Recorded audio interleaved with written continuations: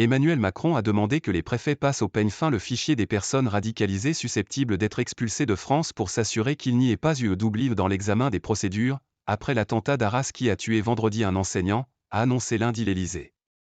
Le chef de l'État souhaite aussi que ses ministres incarnent un État impitoyable envers tous ceux qui portent la haine et des idéologies terroristes, a dit un conseiller à des journalistes.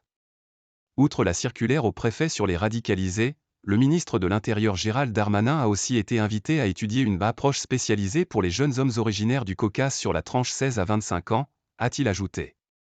Né en Russie et originaire de la République fédérale d'Ingouchie, l'assaillant d'Arras, fiché S, pour sûreté de l'État, était suivi depuis peu par la Direction générale de la sécurité intérieure, DGSI.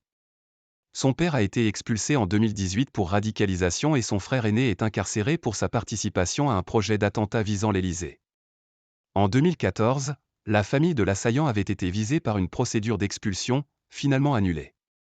Dans sa circulaire, le ministre de l'Intérieur ordonne à tous les préfets du pays de réunir sous 48 heures les groupes départementaux d'évaluation de la radicalisation créés en 2014 pour réexaminer dans le détail tous les cas individuels, notamment dès lors qu'il s'agit d'étrangers en situation irrégulière, a expliqué l'Élysée. Il s'agit de s'assurer que toutes les personnes radicalisées qui sont expulsables l'ont bien été ou d'accélérer les procédures, et de revérifier qu'il n'y a aucun oubli et qu'on est bien allé au maximum de la procédure.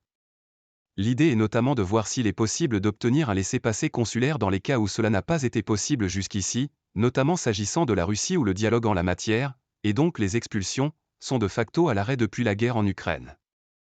S'agissant des jeunes hommes originaires du Caucase, l'Élysée part du constat que dans le cas de Samuel Paty, assassiné il y a 3 ans, et de Dominique Bernard, tué vendredi, tous deux enseignants, l'assaillant était à chaque fois de cette région.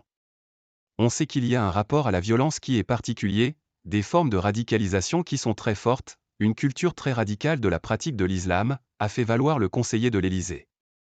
Le président a donc demandé un suivi spécifique, pour réfléchir à des mécanismes de dépistage ou d'accompagnement de ces jeunes, et travailler sur le décrochage de la radicalisation et la prévention, selon son entourage qui rejette toute idée de discrimination.